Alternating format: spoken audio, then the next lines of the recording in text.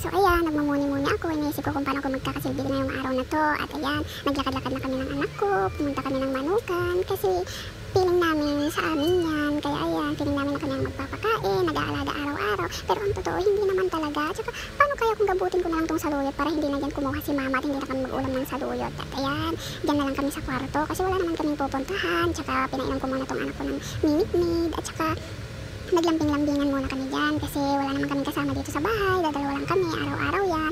Tapos, wala naman kami ibang pupuntahan kung dito lang. At saka, tignan nyo naman, para namang animal to. So ayan, nagliligpit na ulit ako ng mga kalat ng anak ko. At saka, alam mo na, para ano naman, magkasilbi naman tayo dito sa bahay na to. At ayan, nakikita ko na silang naglalarong dalawa dyan. Pero, alam mo, ang kinakabahala ko lang itong pamangkin ko kasi tablet na lang siya ng tablet maghapon. At saka, wala na siyang ibang ginawa kundi ito, kaya ginalo ko na naman. Ayan, natumba yung anak ko dyan, pero syempre hindi ko na siya tutulungan kasi malaki na siya. At saka, nasanay na naman na yan na ganyan. Charot. Tapos, ayan, tulog ulit ako. Feeling ko wala akong inaalagaan bata. Ayan, hindi yung tulog ko dyan. So, relaxing naman. Tulog lang ng tulog hanggang sa managinip tayo na nadisgrasya na pala ang anak ko dahil sa tulog na to. At saka, wala tayong magagawa dyan.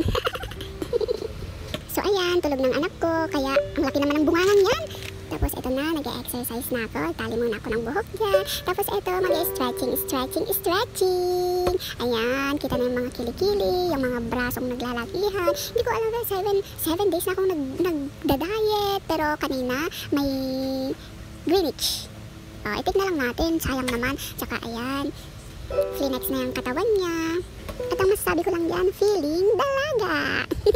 Okay, so ayan, hapon na kay mama na yung baby kung makulit. Ayan, maglaban na naman ako dyan. Sige, kuskus lang ng kuskus. Akala mo naman talaga, totoong nilinisan niya, hindi naman talaga.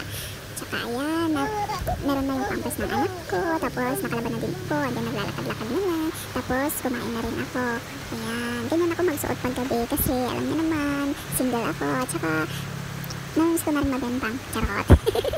At ayan, kumain na ako. Yun lang po. Bye-bye!